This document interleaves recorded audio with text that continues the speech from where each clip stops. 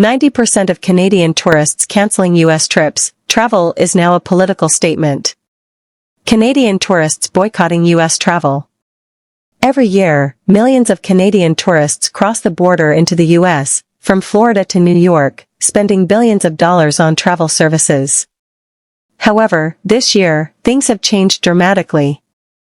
According to the Old Orchard Beach Tourism Council, Canada accounts for 40% of the tourists in the area, but this year, that number has sharply dropped. Hotel owners, like Sterling Morrison, are feeling the impact. Maine reports that over 90% of their Canadian customers have cancelled their trips, causing severe losses for local businesses. These numbers reflect a major disruption in the tourism industry, especially since Canadian tourists have been a stable source of income for many regions. This is not only impacting the economy but also weakening the economic relationship between the two neighboring countries.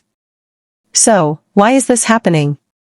Trade tensions and hostile rhetoric between politicians have led to this shift. This is not just about tourism boycott, but a clear expression of national pride. For many Canadians, traveling to the U.S. is not just for fun, it's a recognition of a peaceful and respectful relationship.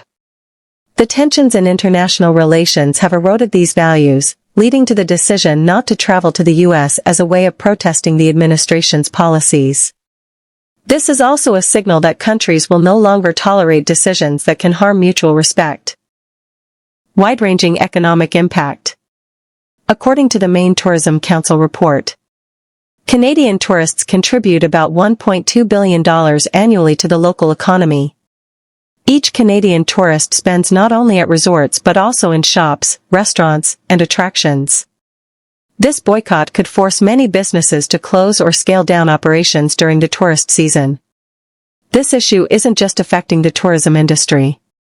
Other industries like transportation, lodging services, and retail stores are also being hit hard.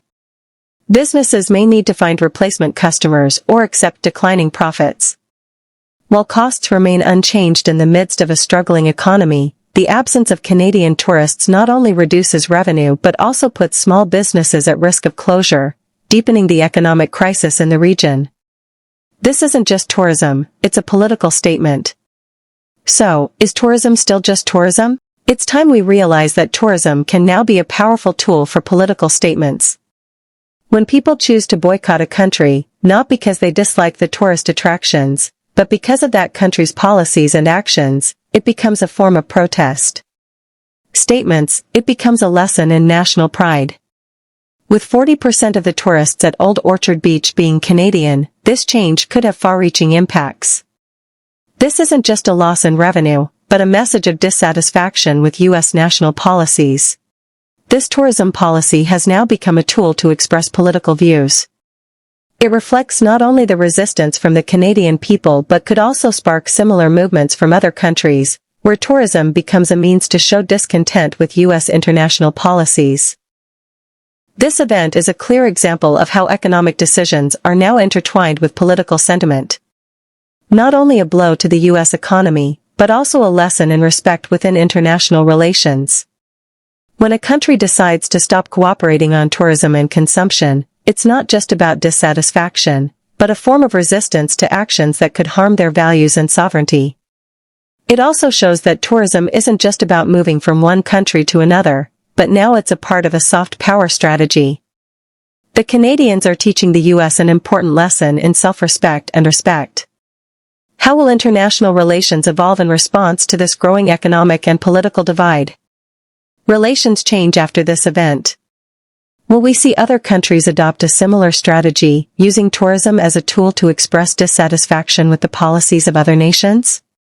To find out what happens next, stay with us and watch the rest of the video. China is fighting back against Trump, retaliating against his tariffs and slapping their own on some American goods. The U.S. has just lost the largest car market in the world with a 25% tariff from China. Can American businesses, and you, the consumers, survive this trade war? American agricultural products are the first target. China has reduced imports of products like soybeans, corn, and pork, causing heavy losses for American farmers.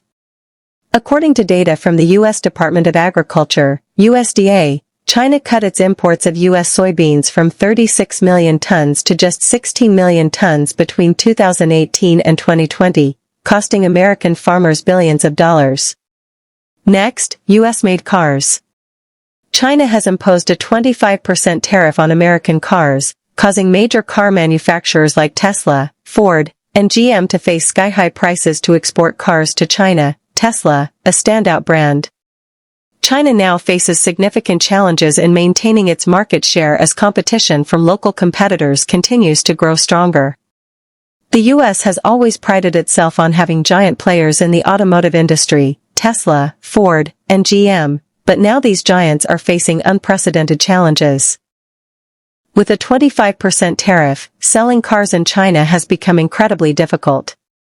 American car manufacturers are being pushed into a position where they have to choose between reducing profits or losing market share. China is taking advantage of cost production differences and technology advancements to rise up. Chinese automakers like BYD, NIO, and Peng are growing rapidly, heavily supported by the Chinese government through subsidies and infrastructure support policies. Additionally, they not only lead in battery technology but also produce electric vehicles at lower prices with higher performance, making it extremely hard for American brands to compete. The consequences of the trade war are starting to show, and it's not just affecting the automotive industry. The U.S. is facing a rise in consumer prices. The consumer electronics, parts, agriculture, and construction industries are all impacted by soaring import costs, putting immense pressure on American households and businesses.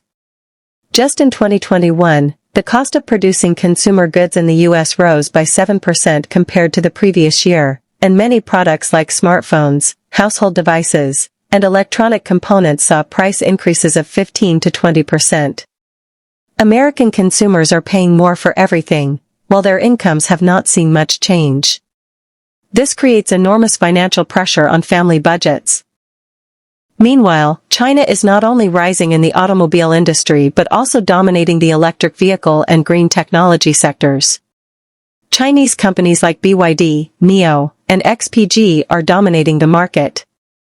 The Chinese government continues to invest heavily in research and development, providing subsidies and production support policies, helping these companies lower costs and produce electric vehicles at more affordable prices compared to their American competitors.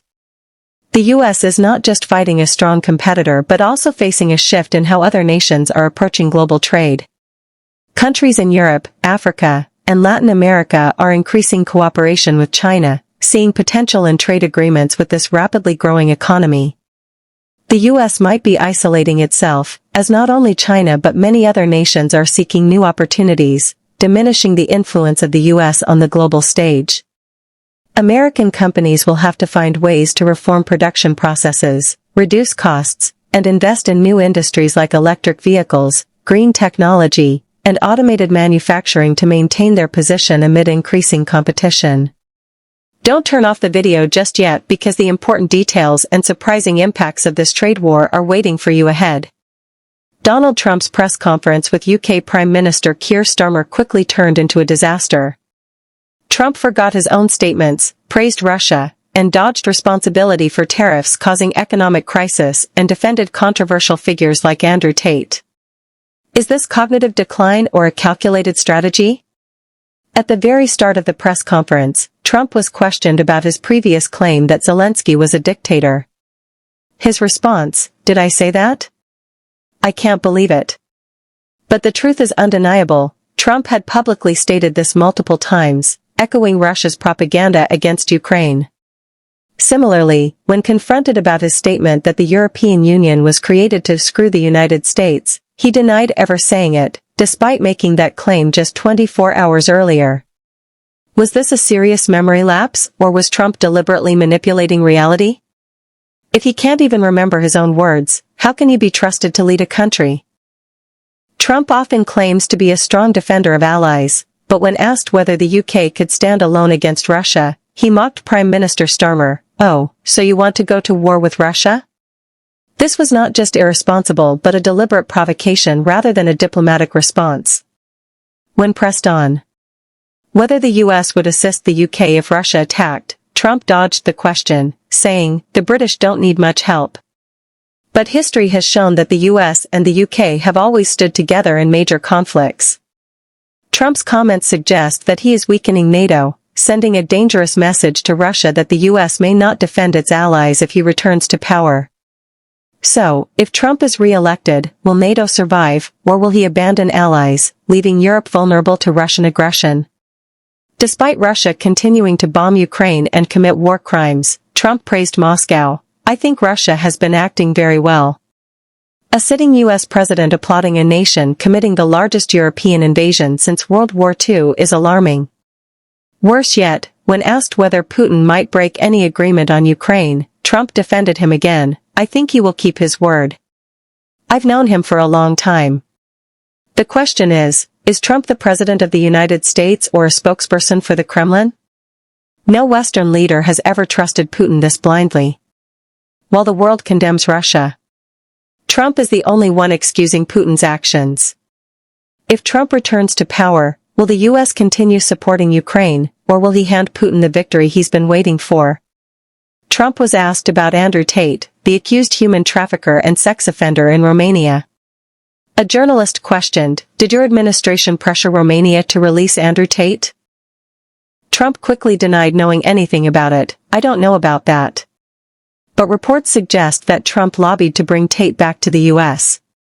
Andrew Tate is not just a controversial influencer but someone who openly promotes far-right ideologies and has influence over millions of young men online. So why is Trump defending a criminal instead of prioritizing national interests? Is he building alliances with extremists to strengthen his own political power? Trump repeated one of his most misleading economic claims: tariffs don't affect Americans, other countries pay for them. But the reality is that American businesses pay tariffs, not foreign governments. When import costs rise, consumer prices go up, putting financial strain on American families.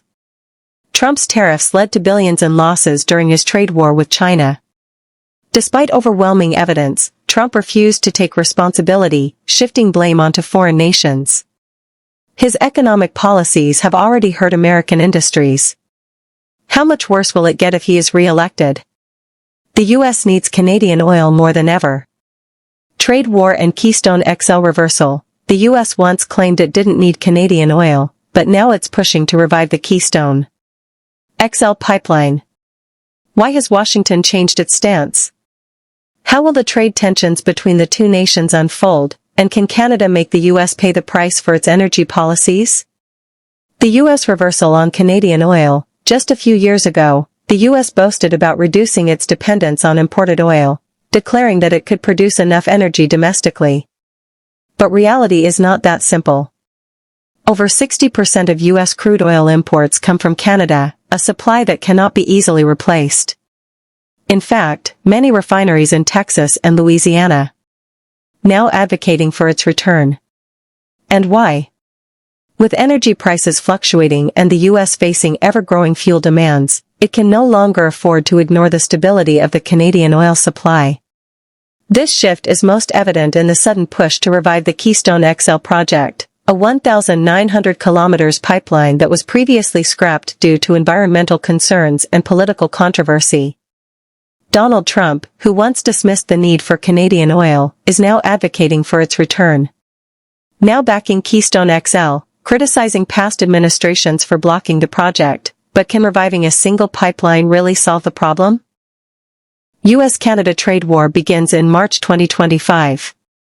Starting in March 2025, the US will officially impose a 25% tariff on Canadian imports, ranging from food products to industrial materials. This marks the most aggressive trade move between the two nations in recent history.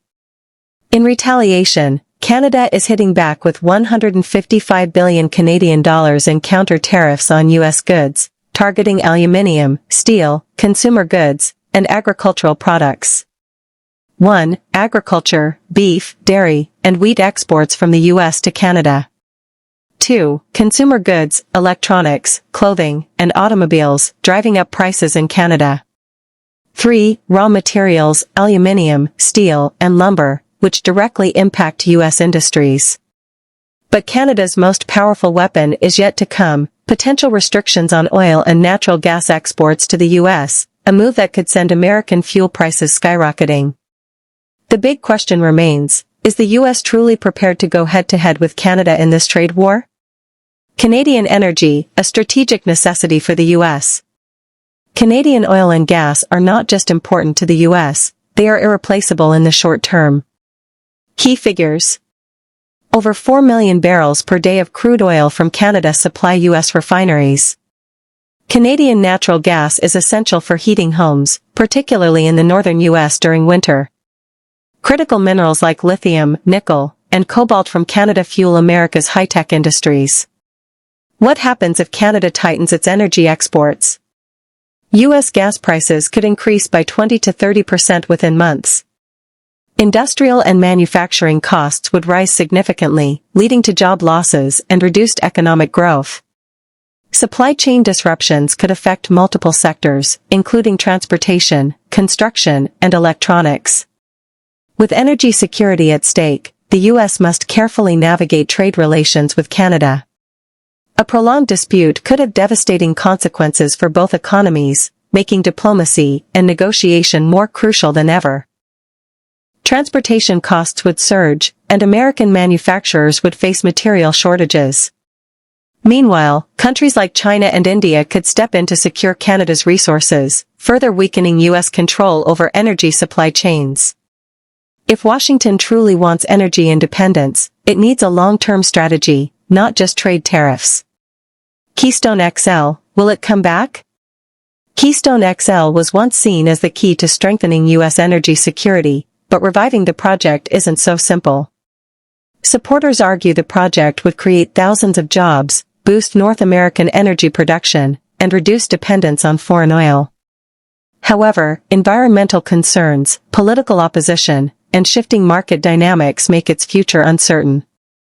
While the debate over Keystone XL continues, one thing is clear, the U.S.-Canada energy relationship is more critical than ever, and any disruptions could have long-lasting economic consequences for both nations.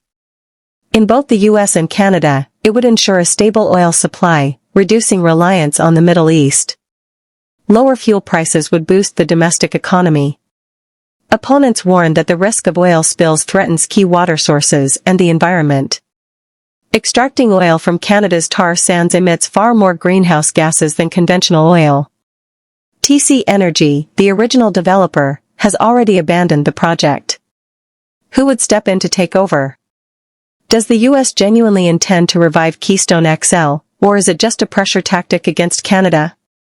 The pipeline is not revived. How will the U.S. secure its energy needs moving forward? In a series of high-profile meetings with European leaders, Donald Trump repeatedly made false claims about U.S. aid to Ukraine, tariffs, and global trade. But instead of leading the conversation, he got fact-checked right on the spot by world leaders and journalists. These embarrassing corrections didn't just challenge his credibility, they exposed his lack of understanding of global affairs. At a meeting with French President Emmanuel Macron, Trump confidently declared, "We've given more to Ukraine than anyone. The U.S. is carrying the entire burden while Europe is just handing out loans." But before Trump could even finish, Macron interrupted him, "No, Mr. Trump, that is incorrect. The European Union has actually contributed more than the U.S., and our aid is direct financial support, not loans." Trump, clearly caught off guard, tried to save himself. "Well, I don't know about that. I've heard different things." In reality, the EU has provided over $91 billion to Ukraine, more than the US. The US, EU, and UK are not alone. That's just not true. Just 3 days later, after Macron publicly fact-checked him, Trump repeated the same false claim in a meeting with British Prime Minister Keir Starmer. The UK has been loaning money to Ukraine. They'll have to pay it all back, right? Starmer, calm but firm, immediately corrected him, "No, Mr. Trump, the UK's aid to Ukraine is non-repayable. It is not a loan." Trump, who had already been fact-checked, still tried to argue, "Really? That's not what I heard." Starmer, not amused, simply shut it down, "We have. Official government reports confirm this. In reality, the UK has given over $7 billion to Ukraine, none of it as a loan. Trump knew this wasn't true and said it anyway. British media headlines were brutal. Another world leader forces Trump to face reality. At a press conference, Trump took it even further, wildly inflating the amount of U.S. aid to Ukraine. He stated, Biden has given $350 billion to Ukraine. It's insane, and we get nothing in return. A journalist immediately called him out. Mr. Trump, according to U.S. government reports, the actual amount is $119 billion. Can you explain the difference? Trump, backed into a corner, dodged the question. I hear a lot of different numbers, but believe me, it's way more than they're saying. In reality, the real number is $119 billion, not $350 billion.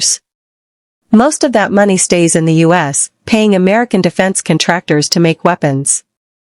Trump tripled the actual number, misleading the public into thinking the U.S. was losing money when, in reality, it was fueling its own economy.